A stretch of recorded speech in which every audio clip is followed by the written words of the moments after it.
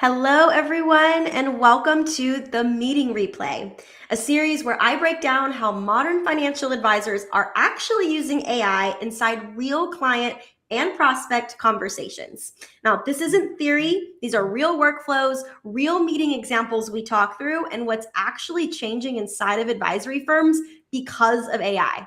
I'm your host, Diana Cabrices, Chief Evangelist at Jump, the #1 AI platform for financial professionals. And today I'm joined by Paul Meyers. He's the founder of Legacy Wealth Management in Fargo, North Dakota. Now, I have so much to say about Paul, but Paul has been a financial advisor for over 36 years. And in his local and surrounding communities, he is pretty well known. He's hosted a live radio show for over 18 years, a live television show for the past 5 years, and I've even had the privilege and opportunity to work on some TV ad creatives for Paul and his team. So Paul runs a growth-oriented practice. He sees a steady flow of new prospects and client meetings every single week. We're going to talk through this, but specifically, we're going to talk through a recent prospect meeting where Paul had to use AI to help organize what he called a true financial hodgepodge. This person came in with a lot of investments. There were over 8 different types of accounts, lots of moving pieces, and a lot of important details to capture. So we'll talk through this. Paul, thank you so much for being here and welcome to the show. Diana, it's a great treat to be here. And I love the fact that we both use that very technical term, hodgepodge. It's one of my favorite terms. Yeah, it describes, as a financial advisor and a retail financial advisor, and I'm sure many of our viewers probably run into the same thing. We deal with hodgepodges all the time. Very rare does someone walk in and say, look, here's a check for $1 million, just do whatever you want to. They all have their own story, their own situation, multiple accounts, all kinds of things. And because we're a growth-oriented practice, we get all kinds. And like you said, we're located in beautiful downtown Fargo, North Dakota. Not exactly the center of the universe, but still an exciting place to be. Now, how's the weather right now in Fargo? This is like the time you enjoy it the most, right? It's in the mid 70s right now. We've had 100-degree weather here too, just like everywhere. People think it snows here. And if you stay indoors, it doesn't snow. But if you go outside, it can snow. A lot of snow.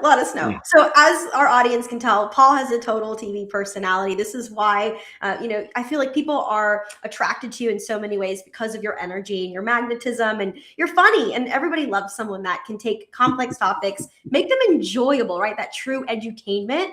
Now, let's start by laying some foundation, Paul. I'd love to share with our audience today, because we have a lot of different advisors and people that tune in here. Let's start by just talking through this recent prospect meeting where we use the term hodgepodge. What happened in this meeting? What made this prospect's hodgepodge situation so complex? Well, good question, Diana. Here's the deal. So our headquarters is in Fargo, North Dakota, but because of the geography and the population, we have a branch office in Bismarck, North Dakota, which is 200 miles to the west of here. So it's a distance. And we also do seminars in other locations like Thief River Falls, where there's one business that has 4,000 employees there, and that's like half the town. Yeah. So we go up there and we go to Grand Forks. Anyway, on a recent trip to Bismarck, we knew we'd have to wedge a lot of different clients into a fairly short period of time because we didn't want to keep going there every other day. So we had like 5 or 6 appointments in one day, and that's a lot.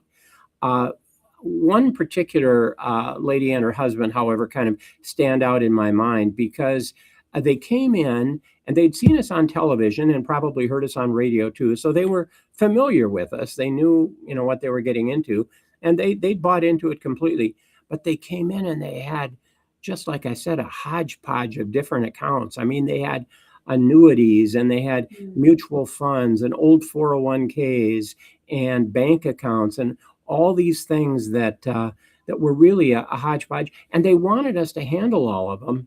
Yeah. But, I could see right away from the beginning, there was a lot of information here and a lot of details that needed to be accounted for. And so that's when I call it a hodgepodge. There was a lot of stuff going on.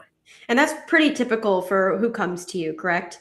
Well, she had a lot more than sometimes people have. Okay. But it's not unusual, wouldn't it be nice if everybody just walked in and said, look, here's a check, let's make this work? Yeah, but on a perfect platter. Yeah, they don't. They usually, and that makes sense because that's what we're really here for. And most of the retail viewers are probably here for too, is they solve problems. They make complex situations a little more manageable and understandable. And that's what people want, especially as they get older. Who wants to have 10 accounts at different places and be wondering when your check's going to show up and what's my RMD and how much is this is taxable? I think you want to consolidate and make things more bite-sized. Absolutely. That makes sense to me. Now, in a growth oriented practice like yours, you're often meeting with multiple new prospects and clients each week. Shout out to your awesome marketing and the TV and live shows that you do. How does AI, and let's specifically talk about Jump here. The show is hosted by Jump. You use Jump.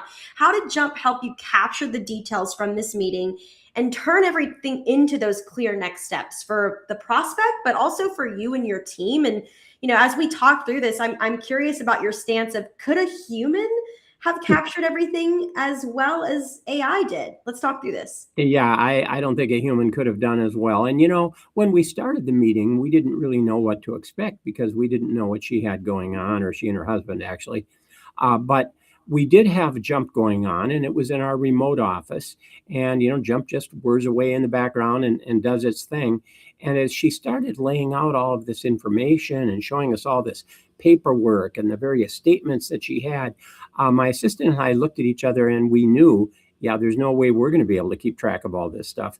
But fortunately, really fortunately, the cool thing about this program, about Jump, is that it just captures everything that goes on. And then not only does it capture it, but it organizes it in such a way that when we're all done, we go, oh yeah, I remember her saying this now. Oh yeah, we got to follow up at that bank.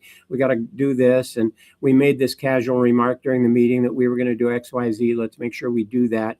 And so for us, it's very cool that, it isn't just like it takes notes, which it does. Right. It takes notes in an organized fashion and then divides it up into things that the customer said they were going to do and things that we said we were going to do and people we have to call and deadlines. And, oh yeah, let's not forget she's a cat person and, all these other things that are handy to have and that help us master that particular new client. Yeah, it's the financial information, it's the personal information, and I always say, and it's usually on this show, is like the just financial information in general is so complex, it needs structure. And when you're just having an open conversation, you're covering so much ground. And to have a tool just instantly create that structure for you is so very valuable. Yeah. Now, I'm curious, you use Jump. It helps you create this structure. It does things instantaneously. It supports your prospects, it supports your team.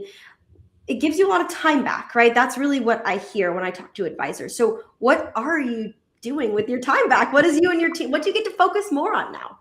Well, we definitely get to focus more on bringing new prospective clients on board.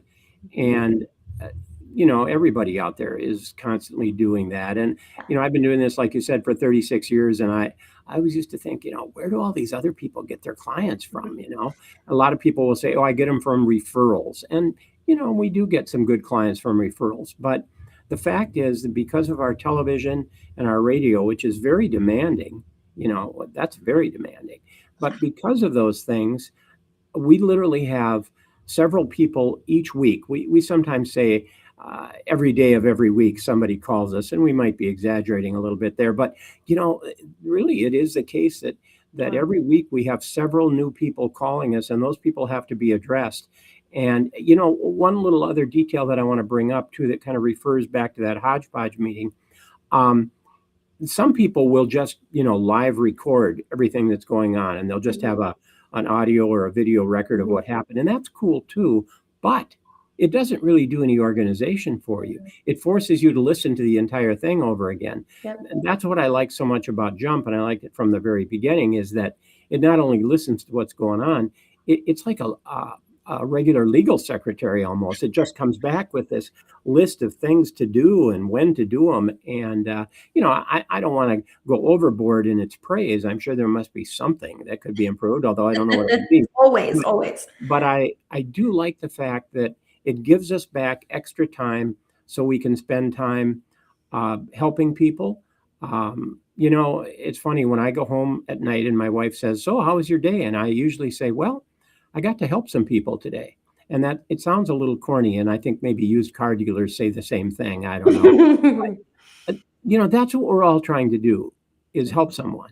Yeah. And you can't help them if you don't know what's going on. If you haven't mastered the hodgepodge and figured out where the thing, what closet the various skeletons are in and who needs to do what to whom, if you haven't figured all those things out yet, it's hard to help them. So what I like about this program is it does give us back more time to solve issues and do the things we like. And Diana, now I'm going to really go off the heck. We have kind of a fun office here. Tuesday mornings, one of my assistants makes complete egg breakfasts for the whole office. You come in, you order whatever you want to. We have we had egg and bacon and sausage sandwiches this week, and that's pretty cool. So it gives us time to have fun, gives us time to talk to our clients the way we need to, and that's what I like. Wow. So getting on TV, bringing in more prospects, and having egg breakfast. This is all the things that Jump can unlock for you. I love this.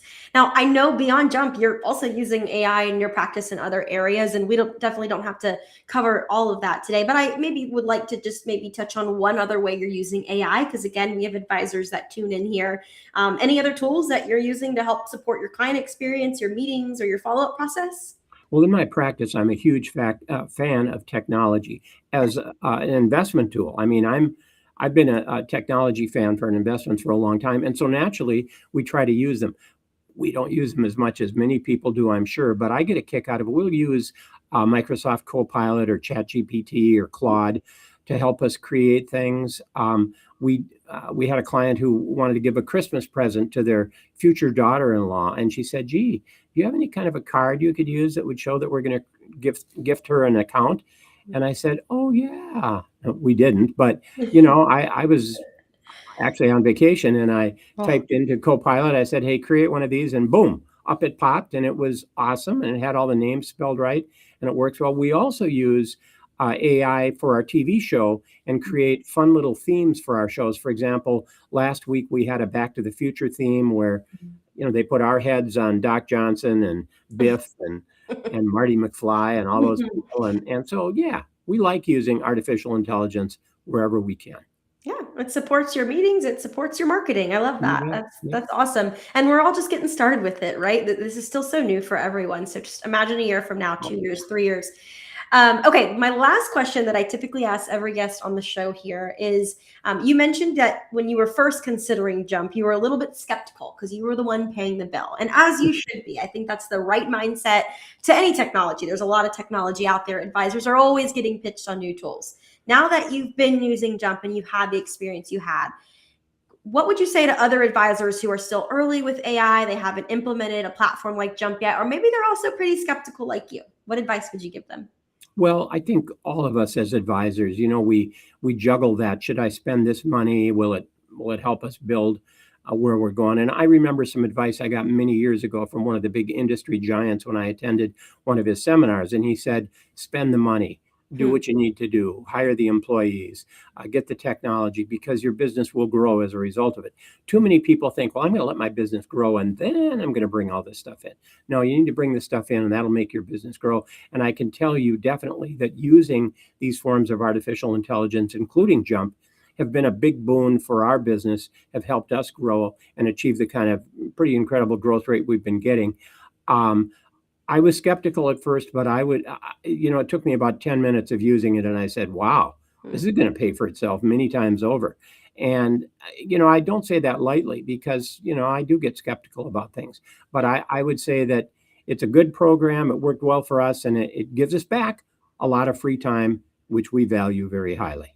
Oh, that is wonderful. And that's the perfect note to end this episode on. Paul, I can't thank you enough for making time out of your very busy schedule with the successful practice that you're running to be here, to talk to me, to talk to all of the advisors in our audience. It means a lot. Thank you. Thank you so much for being here. And for anyone that's still tuned in and you'd potentially like to learn more about Jump, learn more about AI, Jump being the #1 AI platform built for financial professionals, you can actually scan this QR code here down at the bottom of the page, and it'll give you a 14-day free trial to Jump. So there's no risk. You can just Put it in your next meeting, give it a try. As long as compliance has given it the thumbs up, we are a very compliant platform. Feel free to do that, or just go to jump.ai/register. Paul, any other last minute thoughts here? It's always a treat to be on your programs, Diana, and I know we all enjoy watching them. Thank you so much. And thank you, everyone. We will see you on the next episode. Take care.